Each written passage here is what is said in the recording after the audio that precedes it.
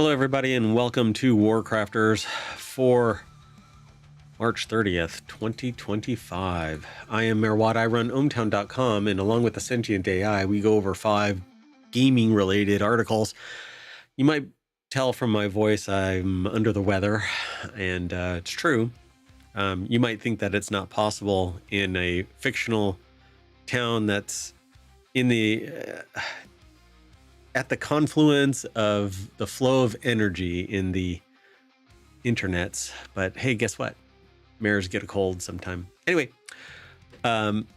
today is season 2, episode 13 of WarCrafters, and along with TechnologyToday, and then after that, FourWheeltech, we turn it into the Sunday edition of Non Sequitur News. So you can go over to wherever you catch pod and do a search for ohmTown, and you'll get Non Sequitur News along with the other 6 podcasts that are related to ohmTown. I'm going to try and make it through these 5. I might have to accelerate things, but stick around. You can always go over to the podcast, to the YouTube channel, to Twitch VODs to see the articles. You can actually go into Twitch chat and download the article URLs by hitting !. And for today, it's WC for WarCrafters for this show. And Omatron will throw it into the channel. But everything is powered by ohmtown.com. So go over there and become a citizen. And I'll see you on the other side of our intro.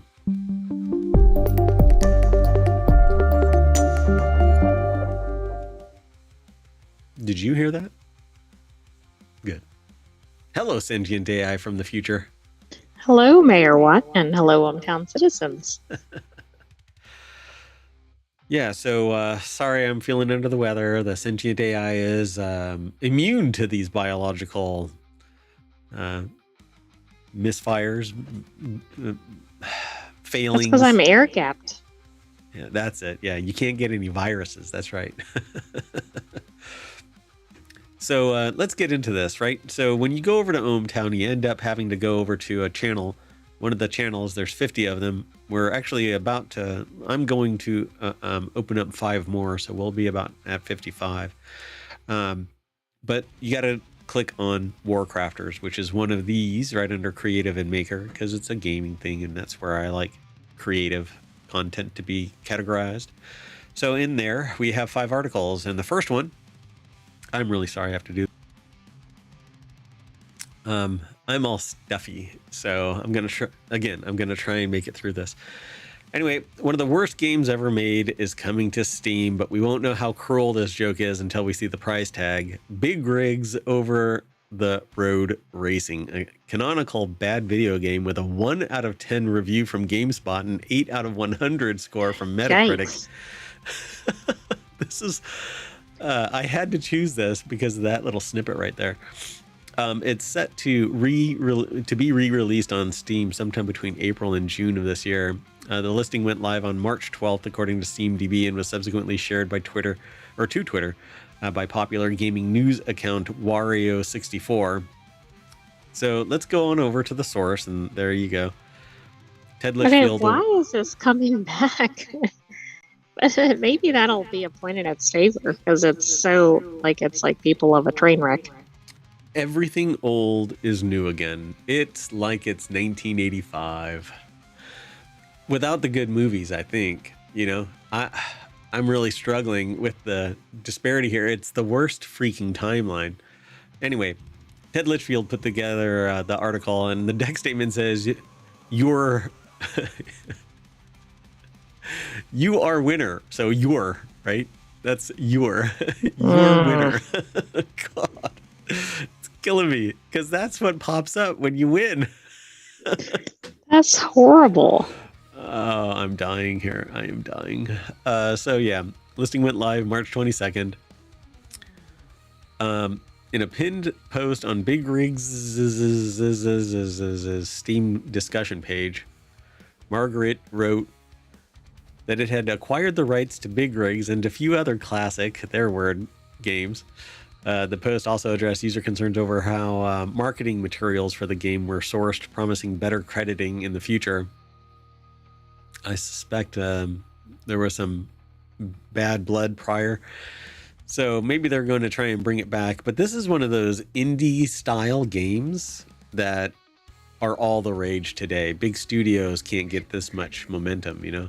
That is true, and I feel like there's going to be so much buzz about this that people might actually buy it and check it out if they've ever played it.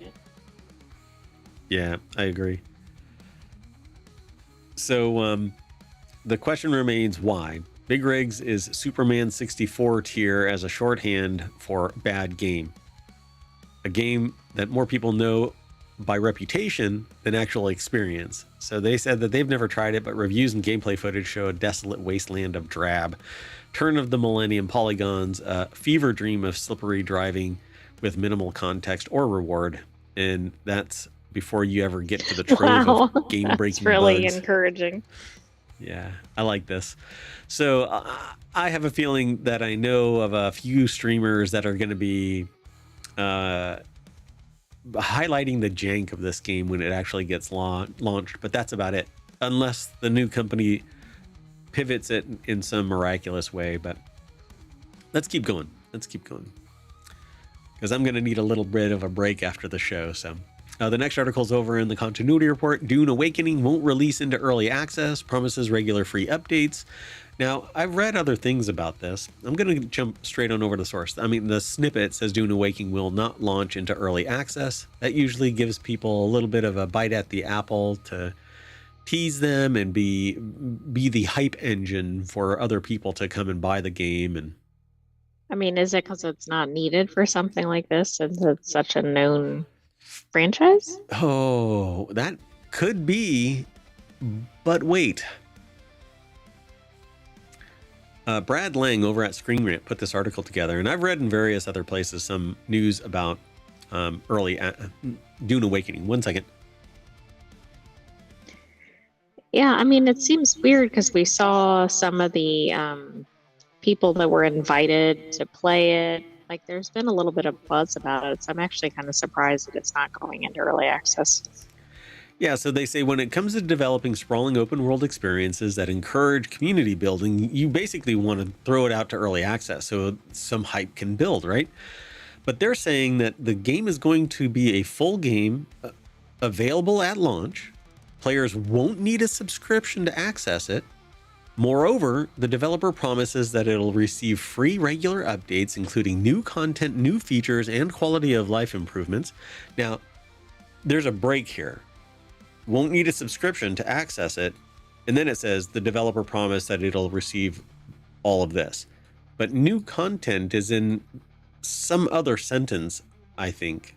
So to get the new content, you'll have to pay for it. Yeah, it's not like regular free new content. It's not written that way, but yeah, because I'm like, what's the catch here? But if you don't check yourself when you start interpreting this, you might infer from this that it's going to have all this new stuff without a subscription, with only the base price, which is a recipe. I predict DLC. You predict DLC, and I predict if they don't do DLC, this is a DOA game. Because they cannot maintain a server on Hugs and Bubbles. So, but they talk about Dune Awakening is shooting for the stars, a truly expansive adaptation. The worms of Arrakis are apparently freewheeling. They go wherever they want to. They may not be attracted by a thumper. They're not under the control of something specific. Like you do something and the player can't control them other than they might influence them with a thumper or something. Yeah, they can't summon them. Absolutely. And I don't know about riding. I can't remember. I thought we heard something about riding them and you can't ride them. But in the movie Dune and in the canon of Dune, you can ride these worms. It was one of the things about. Yeah, it was one of the like tests or whatever to make sure he was the chosen one. The chosen one. The Quizax. Isn't that the term? Oh, yeah. I couldn't think of what it was. Muad'Dib. So Dune Awakening looks like the real deal. I've seen a lot of footage around it. I love the idea of it, but unless I know how much money is going to have to go into keeping this thing a perpetuating world. Right. Do we even know what the price will be? No. Yeah. See, they would mention it in here if you knew what it was. I don't think the price is listed, but I haven't looked in a while. Pre-purchase looks like is $70. $49.99. Yeah, this game can't persist off of a purchase price of $49.99. So something's going to be coming. Agreed. Yeah, they're going to squeeze the spice right out of your damn pockets. So prepare yourself. The spice must flow, and today's spice is cash dollars. Yeah, and they're gonna bleed you dry and have your water join their water. Let's keep going. If you're not really into Dune, the sentient AI is looking at me like I'm growing a second head out of my shoulders, but if you know what I'm talking about, then you're a fan of Dune. You may like the sci-fi side of it, but Oh, I know about the water in Dune, but I don't know that you want to be mixing those. I'm throwing a lot of tropes from the show out. Anyway, so the next article is over in WarCrafters. Hollow Knight Silksong gets a SteamDB update, and at this point they can't tell if it's the end is nigh or if it's just hope poisoned.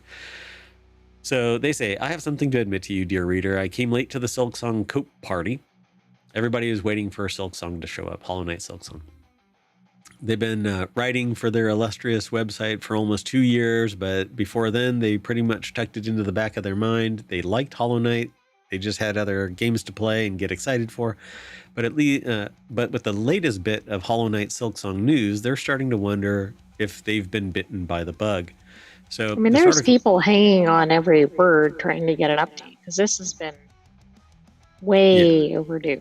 Yeah, way overdue, right? So Harvey Randall over at PCGamer.com put the article together. The deck statement just says Skong. I don't know because I don't play Hollow Knight. I just know people who play Hollow Knight and they love Hollow Knight, and people are starving for even close approximations of Hollow Knight. Pardon me 1 second. Oh, Skong is just the abbreviated Silksong. Got it. Okay. So, oh, really? Okay, I guess. Silksong merged together. Mm-hmm. Okay. So, there have been several updates to the game's Steam listing. Seen here via SteamDB, and there's a link over at PC Gamer. Again, it's Harvey Randall put the article together. I'm just reporting a little bit out of it. You can go and get the minutia out of it, but it basically says here, they updated the copyright from 2019 to 2025. So somebody's looking at it. That's something. It suggests it's still going. Yeah. It's also been added to the eligible for use on NVIDIA's GeForce Now cloud gaming platform. So you purchase it somewhere and it has a license already embedded in GeForce Now. You link the two together, you can play the game. And you can play it, although there's a slight lag. The render engine for it is superior to what you might have on your computer, and so as long as you have a robust internet connection, you get a better graphics performance, a better solution, because they're using NVIDIA 4090s and stuff like that, depending on what tier of GeForce Now you use. And who can afford one of those? Right, yeah. A car or 4090. So they say usually this would be complete non-event, but given it's Silksong, and game fans have been waiting for it. They have a typo here, but and game fans have been waiting for a morsel of news for over 6 years now. It's a big day. Yeah, look, there's your big update, folks. Somebody is looking at it. Well, that is exciting. Plus, that's been in the time warp years, so probably feels like longer than 6 years too.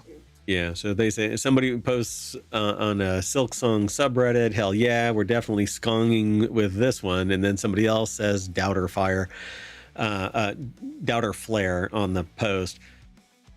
guys, I think there's something changing in me. I'm beginning to believe. Then they proceed to go into a full Norman Osborn Green Goblin, have an entire conversation with themselves, one that ends in a hat trick of Red Dead Redemption 2 memes reading, "You can fight change, you can't fight you can't fight change, you can't fight gravity, you can't fight nothing. All it's missing is a hornet mask hanging from an armchair," which is one of the episodes with Spider-Man against Green Hornet. The mask is sitting against there. Green Goblin. Yeah. Well, yeah, because there's follow-up. Anyway, so I think my favorite by far in this discussion thread is downright existential, a pre-mourning period for the community's shared mania. I feel news comes out, and especially if the game comes out, a lot of the hardcore skongers might revert to normal, non-skong-pilled people, basically resolving to no longer having the pain and suffering of it not manifesting, Right. being released, all that pressure, all that pent-up emotion gone. And they'll just have to go, "Oh, yeah, I'm bummed now." All right. So I know several people that are quite interested in this coming out. So what is the one that I just kicked to another hometown citizen? What was the name Is of it it? Twilight Moon? Twilight Moon? No. Is that it? Hold on a second. That's the Let me one see. that I'm aware of. We'll do it live. Was it Twilight Moon? I don't think so. It was a few days ago. Yeah, there's a game that looks a lot to me like Twilight Monk. That's what it is. Oh, I'm sorry.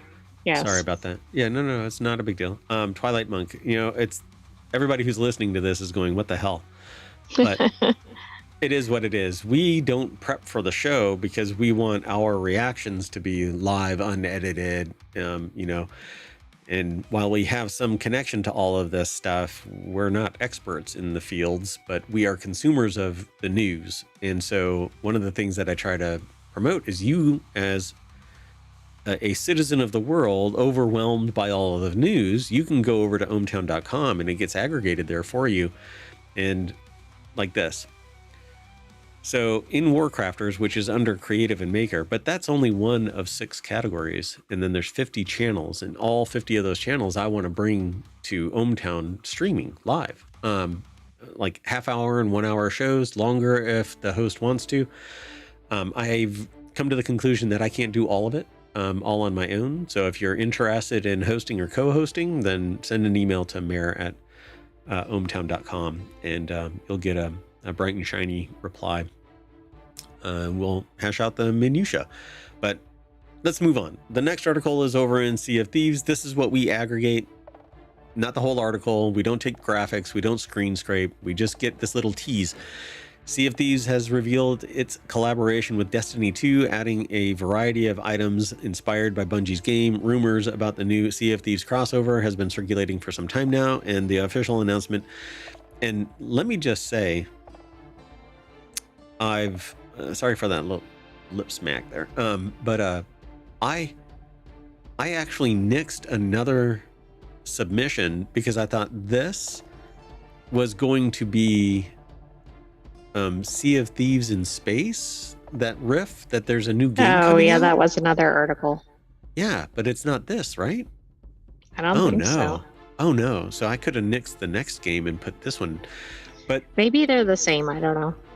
The next one the next article after this one has some significant long-term outcomes for people. And while you may not think of it as important today, the talks that I've been giving to people for the last 11 years on the daily amount to awareness about this next thing. But anyway, let's get done with this one. So Sea of Thieves has revealed a collaboration with Destiny 2.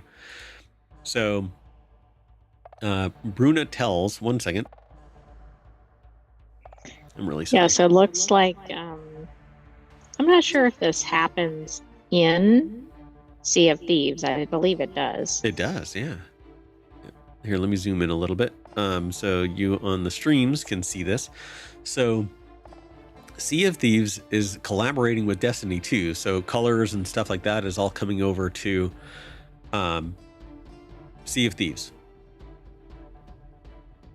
So I think you're right. I think these articles actually They might be the same thing. Closer to the same. So Sea of Thieves is revealed that it's collaborating. It's not, right. There's a new, it's another unrelated game that is like that. Yeah. It's basically called Sea of Thieves Wildgate. in space. And so I might have to do something else for that, because I think that's a really a great idea. Well, Destiny 2 was released by Bungie in 2017, introducing players to an immersive sci-fi world with an exciting combat and memorable characters like KD6. The reason I thought this might be the same is because it talks about the solar system and everything, and I thought, oh, maybe they're connected here. Yeah, but I think they're just riffing off of the parody between the space side of Sea of Thieves or I should say the ease of access, of manipulating things, of boarding other ships and stuff like that. I think that's what I remember. Well, Sea of Thieves was released by Rare in 2018, so they're almost at parity, turning them into pirates. So Destiny 2 and Sea of Thieves, you wouldn't think that there'd be a crossover, but nowadays people are looking to extend the properties that are viable already by linking them to other things that are viable already, right? So I think this is a lot of fun to do these crossovers. I know some of them are going to work better than others. Yeah, I love the idea of it, particularly if they link to other things that everybody likes, right? So like Balatro, which people are fanatical about, has linked to other properties that everybody is fanatical about. And it amplifies both of them. You know, on one side of the game, you're going to buy Balatro because you like that other property and you want to get everything that other property. And others, they like Balatro, so they like the other games, so they get the skins and stuff like that. Exactly. Colorway or whatever you want to call it.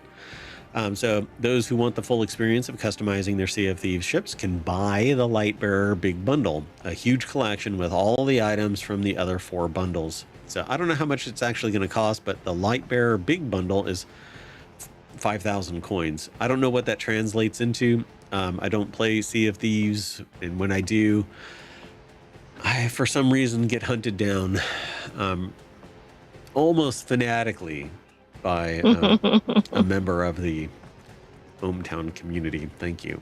So, yeah. And if you ever want to treat me like I am a Souls-like victim, and I have to die and go and hunt back to my corpse and get my stuff and then die, and you just want me to quit, you just want me to walk away, that's how you do it.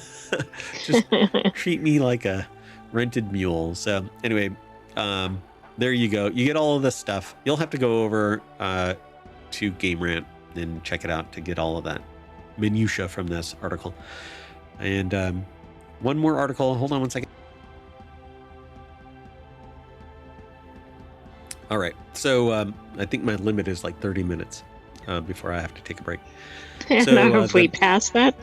No, it's only 24 minutes, including my preamble rant.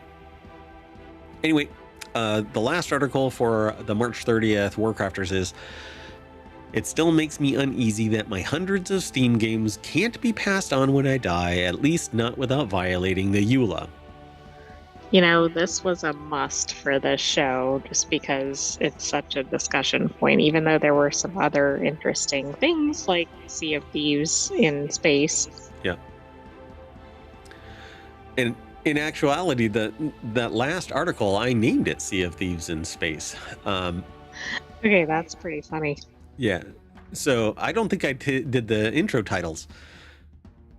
Oh, wow. So like the first article I titled The Worst Game Cometh. The next game was Dune Awakening without early access. The next article was Hollow Knight Silksong updates. And the previous one just now was Sea of Thieves in Space. You didn't even hear that. You didn't see that. No. You don't see the titles that I give it.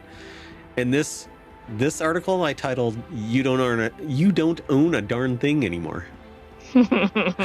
So true. Yep. So they say, as a teenager, the author of this, and they're over at PC Gamer, really enjoyed the game Shoot Many Robots. It wasn't amazing, but it was a lot of dumb fun. And the memories that they have playing matter to them. Something Shoot Many Robots and they have in common is that they're both mortal.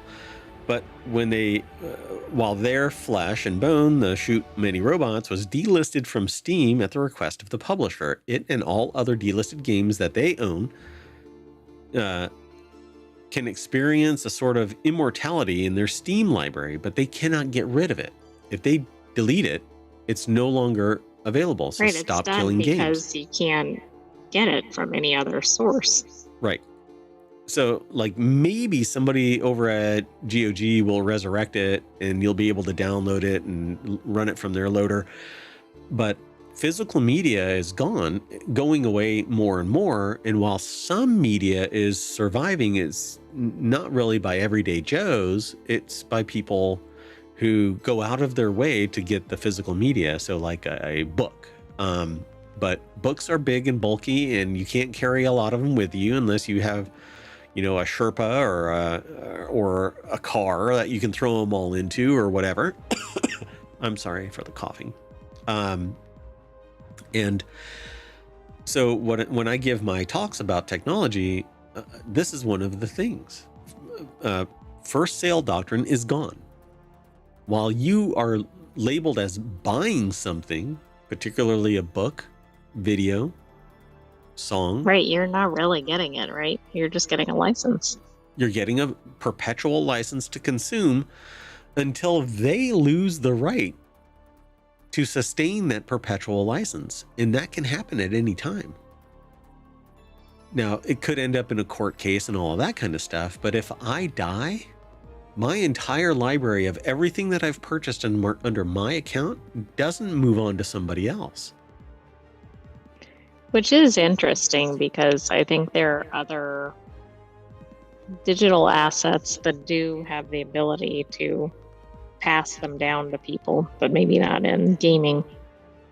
Yeah, you can tokenize the purchase so that it has a blockchain embodiment and it's one for one, right?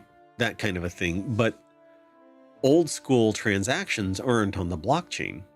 And in reality, I don't want it on the blockchain because that is going to be a massive disruptor to the economic systems of the world. Put plainly, if you remove nation state GDP from the equation of transactions and ownership, put it on the blockchain, the value of the domestic currency will plummet and everything will switch over to the blockchain. Why? Because everybody is switching over to the blockchain, because that's where the NFC is, the non-fungible token, NFT. And so that is what has value. The purchase is doing nothing but infusing the infrastructure of the blockchain to gain importance. We're basically fueling the fire that's going to burn out the domestic currency. And only through attrition do the people and money, do the people who adopted early will benefit from it, right? So what you want as a consumer is you want to demand that every purchase that you make isn't just a license. It is ownership of that copy. And if I choose to sell it or transfer it, give it whatever, it doesn't matter. If I want to delete it in perpetuity, I could delete it in perpetuity. It's like burning a book. Don't do that. I don't care what book it is, don't burn it. It's, anyway, sociopathic. Anyway, Justin Wagner over at PCGamer.com put the article together. I don't want to get onto a soapbox on this because I tend to do that when it comes to this kind of a thing. But ownership of stuff is gone. You know, when I give talks, the room is filled with people and I say, how many people recently purchased a book? And maybe one person will say something. How many people have purchased a DVD or a Blu-ray or a song? Everybody purchases it online or they subscribe to something. Like I don't purchase music exactly anymore, right? So I own nothing. or I should say, my estate owns nothing when I die, because the EULA is pinned to me, not to my mythical embodiment after death. So this person kind of talks about it. Some Steam accounts are worth thousands of dollars in software licenses, and whether Steam is around in 100 years or not, it feels wrong that your account is meant to just sit and rot when you die. You can, of course, just pass your Steam username and password on to your next of kin before you kick the bucket, and I doubt that anybody who's received such a gift has usually had it revoked by Valve, maybe, but nobody's talked about it. And I guarantee you, the first time somebody has that happen, they will talk about it. Right, that'll get cracked down.